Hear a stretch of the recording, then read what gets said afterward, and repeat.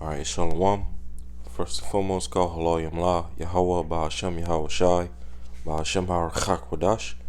Double honors to the apostles, the bishops, and the elders of Great Millstone, rule well as well as teach well. And peace and salutation to the hopeful elect of the nation of Israel, scattered throughout the four corners of the earth. And I don't know what I'm going to title this video, but pretty much I'm going to base it off of 2 Thessalonians, the 3rd chapter, and verses 1 and 2, as you see I have here on the screen. Alright, exhortation. This is 2 Thessalonians chapter 2. It's like in 2 Thessalonians chapter 3, verse 1. It says, "Finally, brethren, pray for us that the word of the Lord may have free course and be glorified, even as it is with you." Alright, and that's us here at Great Millstone, starting with our apostles, bishops, and elders on down to the least of us. We let the words of Yahweh Shema Shah have free course amongst us. That the word and the names of Yahweh Shema Shah are glorified here in Great Millstone.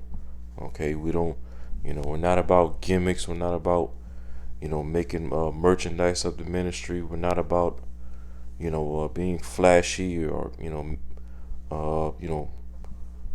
making ourselves a reputation in this world. Okay, we're all about the simplicity of Mashiach here in Great Millstone.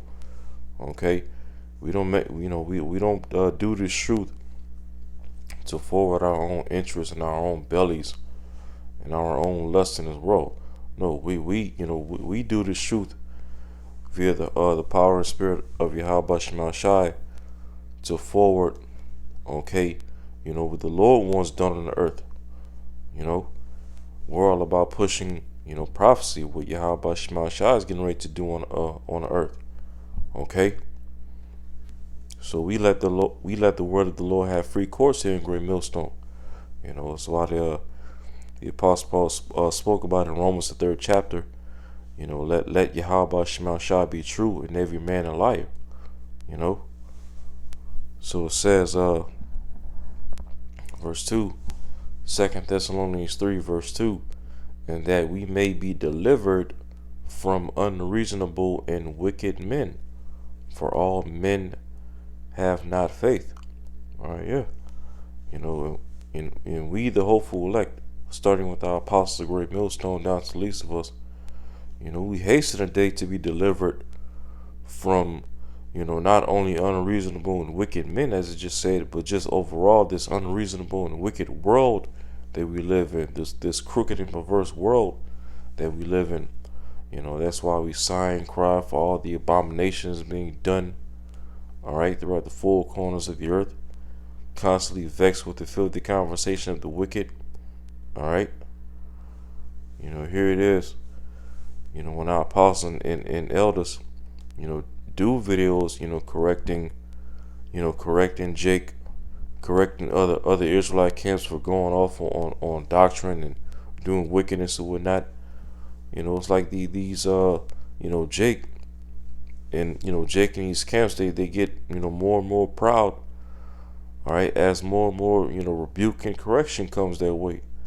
So overall, it's, we just live in an unreasonable, okay, wicked, proud world, and a lot of that is even amongst this Israelite ministry, a lot of Jakes, they call themselves Israelites. They haven't put off the old man.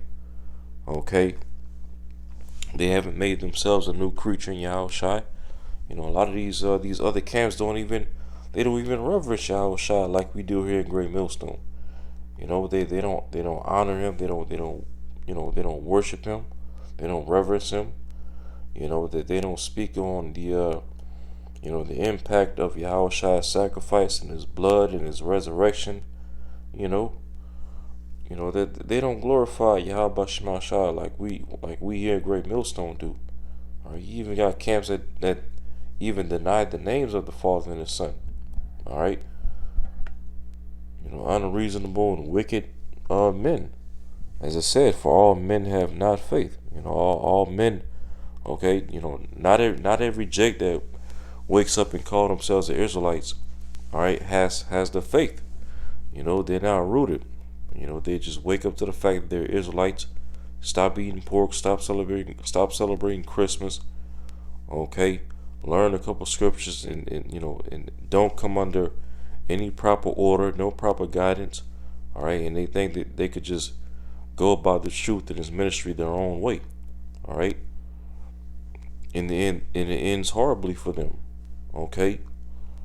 All men have not the same faith. All men are not rooted in the faith. Okay, they're not grounded. They don't know what they're a part of. Let's look up the word unreasonable from 2 Thessalonians 3 verse 2. The word unreasonable is Strong's G 824. Autopos, and it says out of place, not befitting, and unbecoming.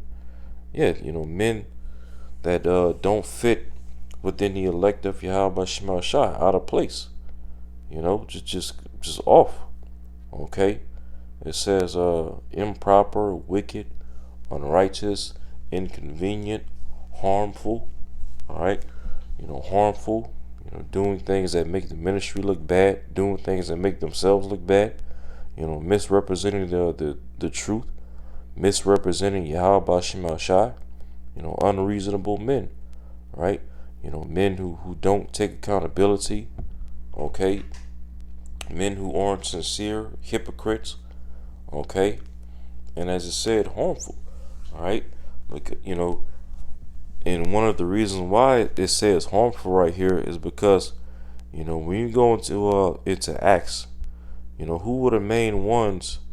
Okay, because we know, as Yahushua told us in the scriptures, we shall be hated of all men for his name's sake. And when you read throughout the Acts, in the book of Acts, the Acts of the Apostles, as they were sent out to go teach via the Holy Spirit, who were the main ones that was coming up against our apostles in the scriptures,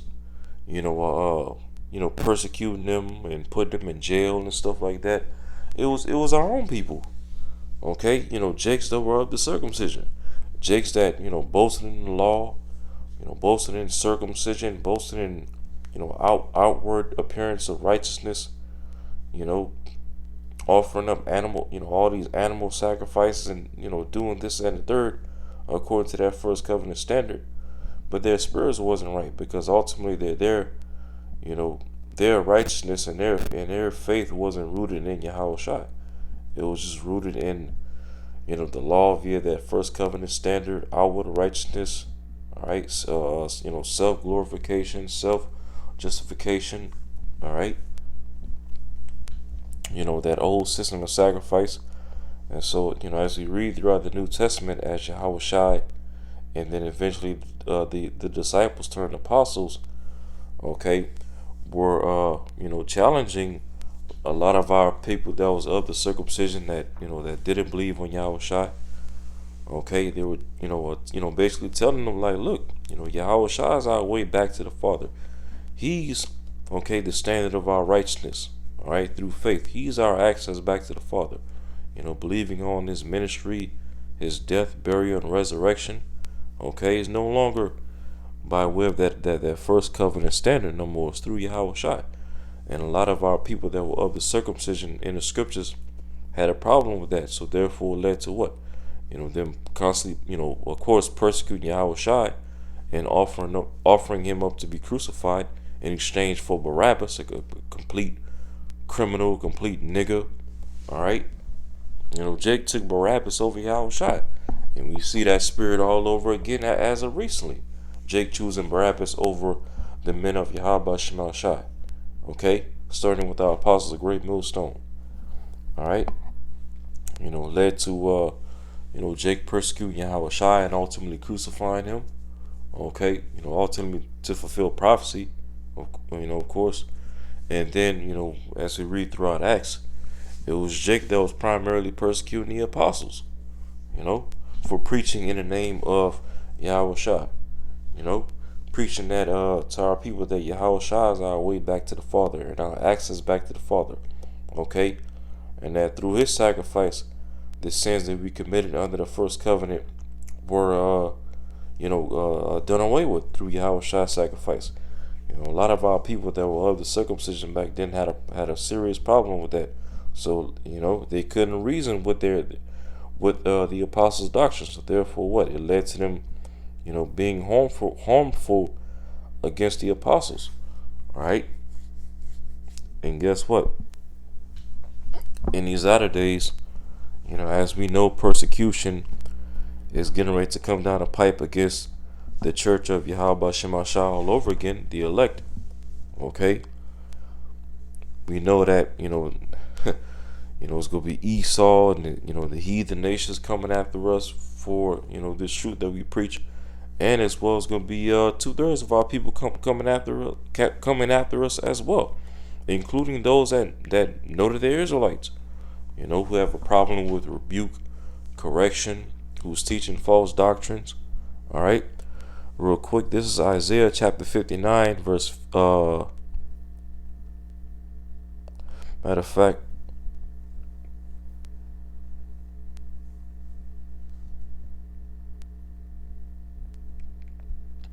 I'm gonna start at verse 13. Isaiah 59, verse 13. It says, "In transgressing and lying against the Lord Yahweh Shemashai, and departing away from our power, speaking oppression and revolt." Okay, Jake, beating down the law upon our people, making our people believe that they have to be perfect according to the law to be saved, just as a lot of our forefathers were teaching back 2,000 years ago. Telling Jake that that the Most High is going to destroy them if they don't put fringes on, and all this other madness, that Yahweh Shai never taught.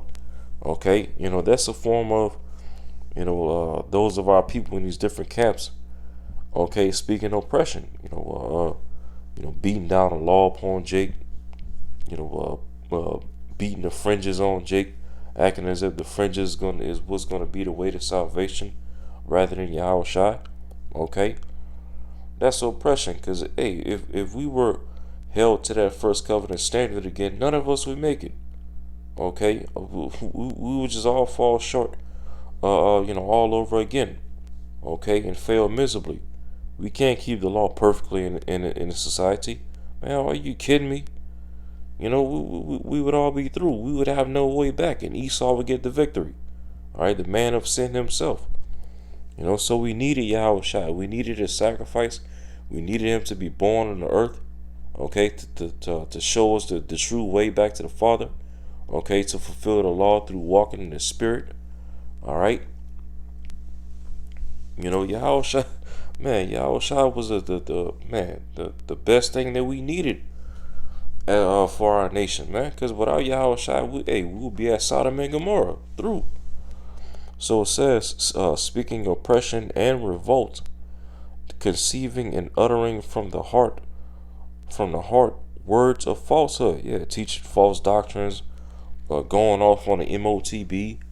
Okay, teaching Jake that we don't know the names of the Father and the Son, that we wouldn't have the Paleo Hebrew. Okay, when the scriptures clearly says that we would have the ancient Hebrew in these latter days. All right, as well as the name of the Father and the Son. Okay, teaching that John the Baptist wasn't a man of the Lord. All right, teaching the hell doctrine. All right, teaching the virgin birth, teaching sex on the Sabbath. And all these other false doctrines that these other camps teach, man. It says, verse 14, "And judgment is turned away backward, and justice standeth afar off." Yeah, their judgment is backwards. They talking about these other camps, right? As well as this world as a whole ran by Esau Edom. They justify the wicked while at the same time condemning the just. Okay, giving wicked, unreasonable, impious men a pass. Okay, while those that condemn men like that, call them out and rebuke them, as the scriptures tells us, we're supposed to do. They condemn us, starting with our apostles and our elders of Great Millstone. They condemn us. All right. It says that judgment is turned away backwards, and justice standeth afar off. And these individuals, they don't deal fairly. This world doesn't deal fairly, especially with the righteous and the poor. Okay, it says, "For truth is fallen in the street, and equity cannot enter." Yeah, and equity means fairness. You know, truth is fallen in the streets of Babylon the Great and society as a whole. Okay, people don't stand up for truth. People only stand up for what's appeasing to their emotions, their feelings. Okay, having a voice to justify their wicked, perverse ways. People in society don't stand for truth anymore. Okay, not like it may have been in times past in the society. Okay, people all about whatever appeases their bellies, their emotions, their feelings, their lusts, their desires, their aspirations. Okay, getting it by any means. And we even see that spirit amongst Israel. Truth is fallen. These other camps, they don't care about teaching their congregation the correct doctrine, the correct understanding of the MOTB. All right, teaching the correct names. They only care about numbers. How many people they can get in their camps to be the largest camp in Israel. All right, all to fill their pockets and fulfill their lusts. All right. So it says again, the latter part of Isaiah 59:14, "For truth is fallen in the street, and equity cannot enter." Verse 15, "Yea, truth faileth, and he that departed from evil maketh himself a prey. And the Lord saw it, and it displeased him that there was no judgment." Okay, and when we read verse 15 in the NLT, Isaiah 59 verse 15 in the NLT, "Yes, truth is gone, and anyone who renounces evil is attacked." See that? Persecution, right? "The Lord Yahweh Shemashah looked and was displeased to find there was no justice." Yeah, the Lord is looking down, okay, at all those that oppose his true men, his true apostles, prophets, teachers, starting with our apostle Great Millstone down to the least of us. All right, the Lord, sees all the scoffing and the mockery that's coming up against us. You got Jake all over TikTok doing all these videos speaking against the Hebrew Israelites. Why I'm no longer a Hebrew Israelite and all this other crap that they're spewing out. All right, and all that type of energy is all going to lead to, as I said, and anyone who renounces evil is attacked. It's all going to lead to the society, Israelites included, persecuting, all right, the true men of the Lord. Okay, those of us amongst this Israelite ministry that's been preaching the 100% truth, the 100% gospel, okay, and sparing no feelings. You see, it's going to lead to us being persecuted, attacked, all right, being hated of all men for the names of Yahweh Shemashah's sake. All right. Let's see. So the second Ezra real quick. And I don't have any scriptures written down for this lesson or anything like that. I'm just strictly going through this in the spirit. So Lord willing, this is edifying. So 2nd Ezra 16. 2nd Ezra 16 and verse 68. All right, we always bring this out. It says, "For behold, the burning wrath of a great multitude is kindled over you." All right, Esau, Edom coming down with great wrath, persecuting the ministry, the true men of the Lord. All right, and guess what? You can even include the 2/3 of our people with this burning wrath of a great multitude. Because again, when you read in the New Testament, throughout of course, the Gospels, when Yahweh was on the scene, as well as throughout the book of Acts, it was our own people that was coming up against Yahushua and against the apostles and the followers of Yahushua. All right. Eventually, before the Romans came after us, 70 AD, when they, slaughtered millions of our forefathers, ran us out of the Holy Land and sacked our temple and brought many of our forefathers into captivity in ancient Rome. Before all those events took place, it was mainly Jakes, all right, that was persecuting, the church of Yahushua, including Yahushua himself.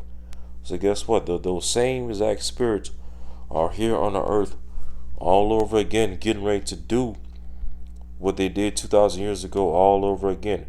Persecute the true men of Yahweh Shema Shai, teaming up with Esau, Edom, and the enemy, okay, all to fulfill their lots.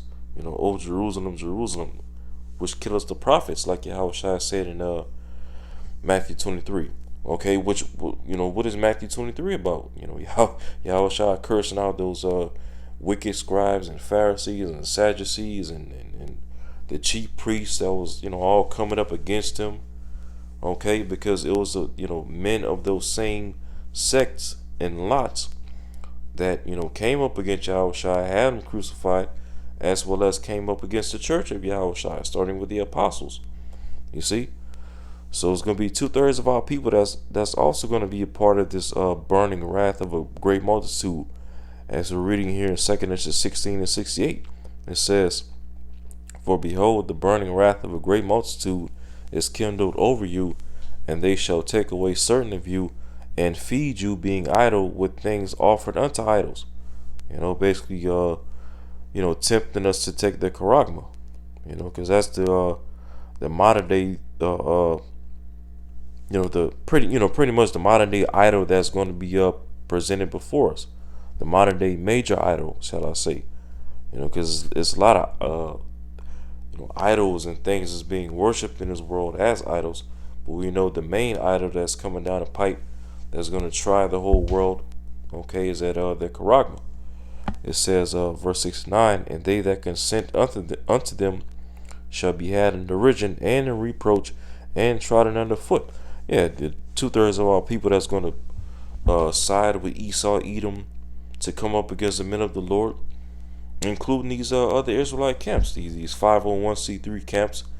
Even a lot of them are going to side with the enemy, Esau, Edom, all to stop the men of the Lord. But as the Lord said, he's going to have them in derision and a reproach, meaning what? The men of the Lord are the ones that's going to get the last laugh when it's all said and done.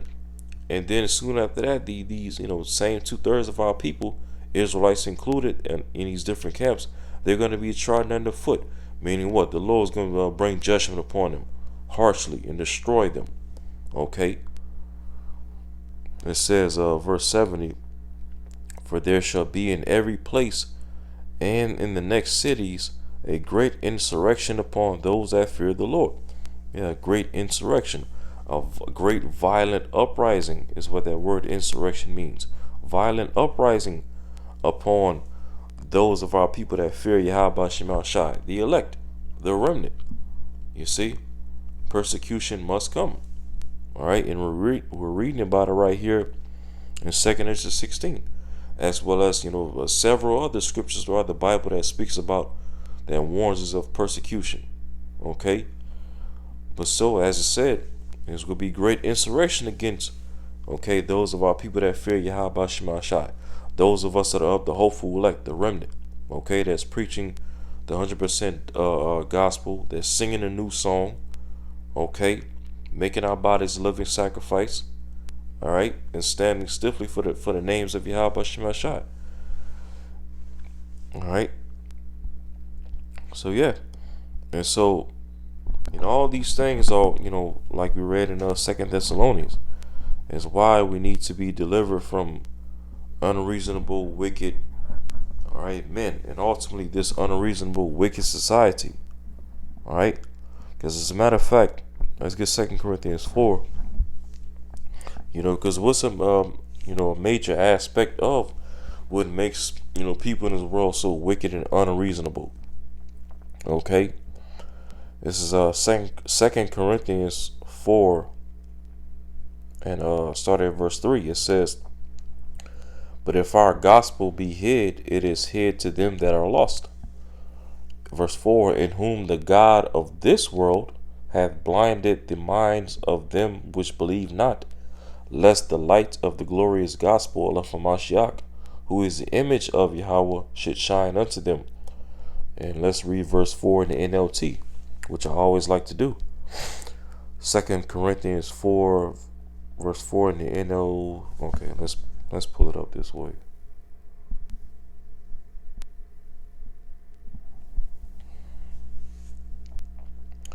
Second Corinthians 4, verse 4 in the NLT, it says,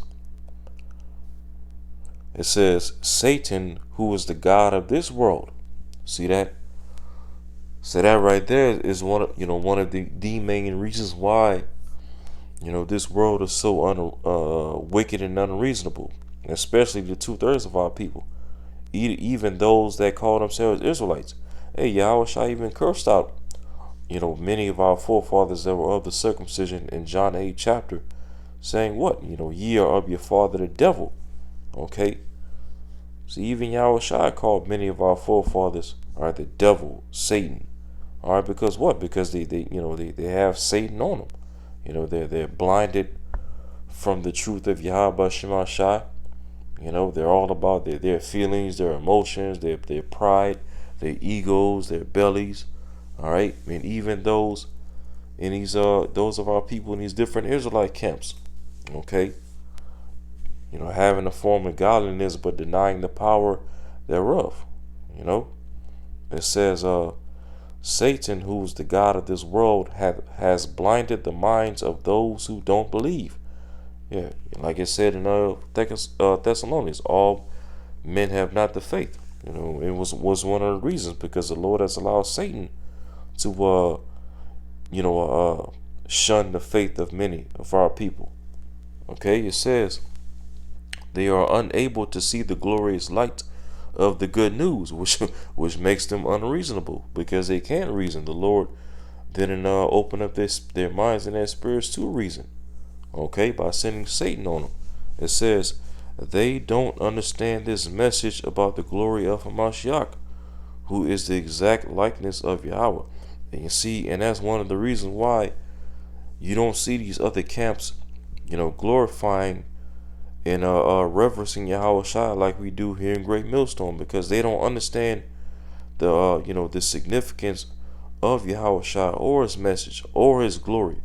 They don't understand the significance of Yahweh Shai being brought back at the right hand of the Father, okay, to give us the Holy Spirit. They don't understand these things, because the Lord has allowed Satan to blind their minds from understanding that and make them unreasonable and as well as wicked. Okay?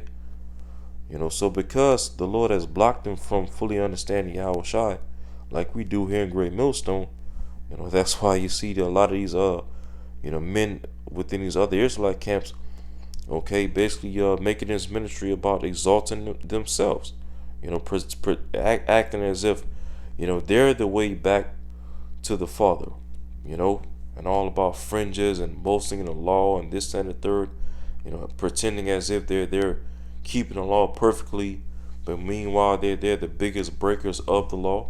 All right, wicked and unreasonable men. Okay, so let's go back to Thessalonians.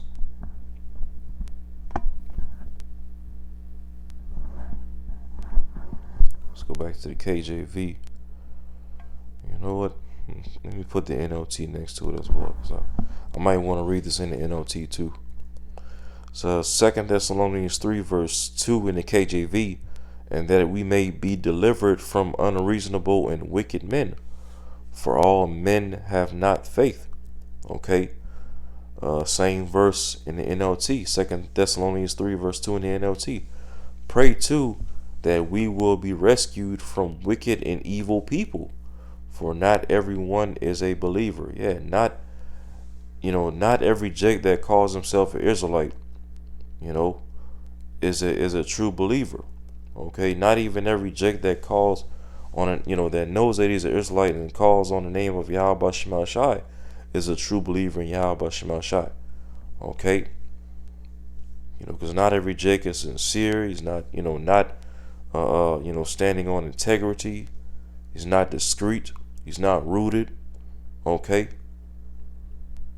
And eventually, guys like that are, wicked and unreasonable, and they're enemies to this gospel. Okay, they're enemies to the true ministry of Yahweh Shemashai. And they're going to be a part of that that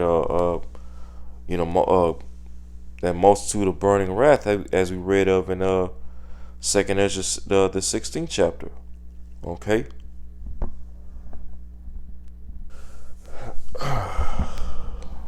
Let's see.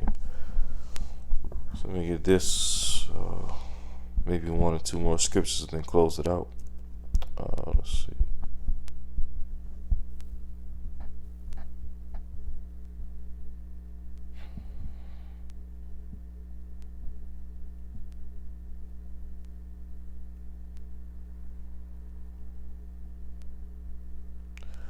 Let's see.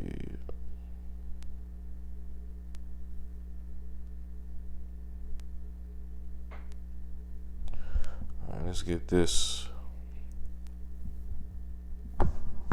So let me open it up like this. 17 and all right, this is Psalm chapter 17. Psalm chapter 17, and I'm going to start at verse 7. This is King David speaking. All right. It says, "Shew thy marvelous loving kindness, O thou that savest by thy right hand." Okay. And of course, who's the right hand of the Heavenly Father Yahweh? Yahweh Shai. Okay. "O thou that savest by thy right hand them which put their trust in thee from those that rise up against them." Yeah, wicked and unreasonable men, right? Even those that call themselves Israelites. It says, "Keep me as the apple of the eye, hide me under the shadow of thy wings." Because the elect are likened to the apple of the Lord's eye. His true and faithful wife, which is, likened to a virgin. Okay, through what? Simplicity, obedience, the fear of Yahweh Shemashai, as reverence for a husband. Trembling at the word of Yahweh Shemashai, using his grace period to make themselves right, renew their minds, and making ourselves prepared for the marriage of the Lamb. Okay, we the hopeful elect are likened to the apple of the Lord's eye in these latter days. It says, verse 9, from the wicked that oppress me, from my deadly enemies who compass me about. All right.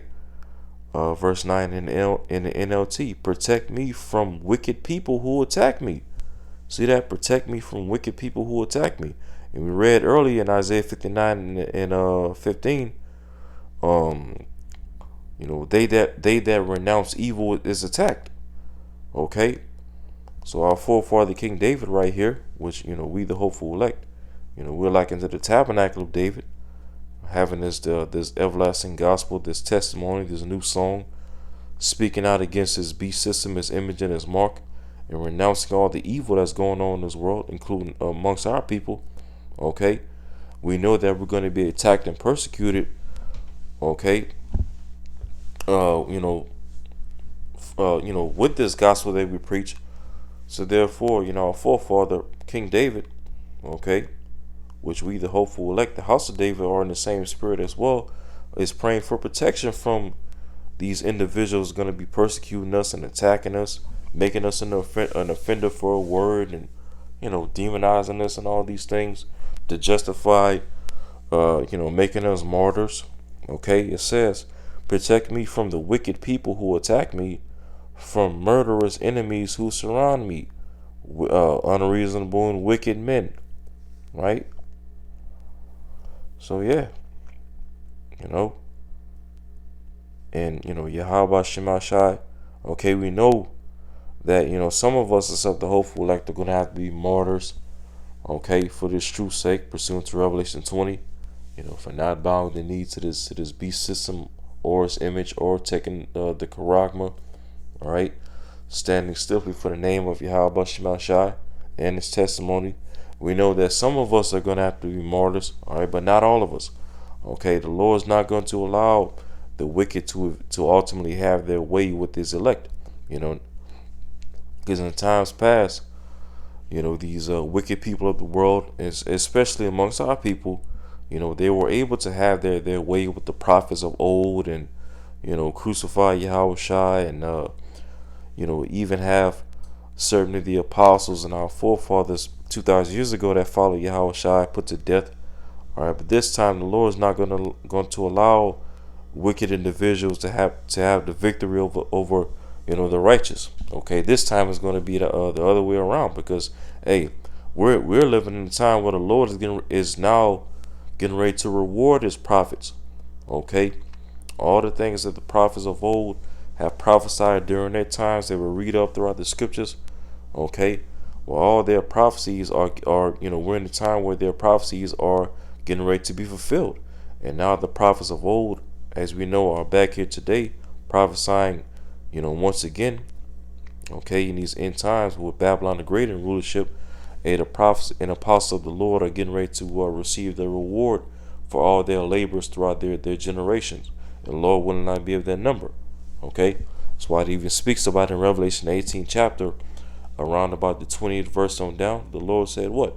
Rejoice, ye prophets and apostles, for the Lord hath avenged you upon her." The her being Babylon the Great, showing you what? That the prophets of old and the apostles, and ultimately the men of Yahweh Shemashai will be back on the earth in these latter days, okay, to preach this everlasting gospel in the face of our enemies, in the face of this beast system, okay, stand stiffly for the name of Yahweh Shemashai to get the victory, okay, and for the Lord to make known, who his chosen are, all right, and Lord will not be of that number, so yeah, so I'm pretty much leave it there. Like I said, I didn't have any precepts lined up for this lesson. This is all strictly through the Spirit. And Lord willing, you will edify from this video. And until next time, Shalom.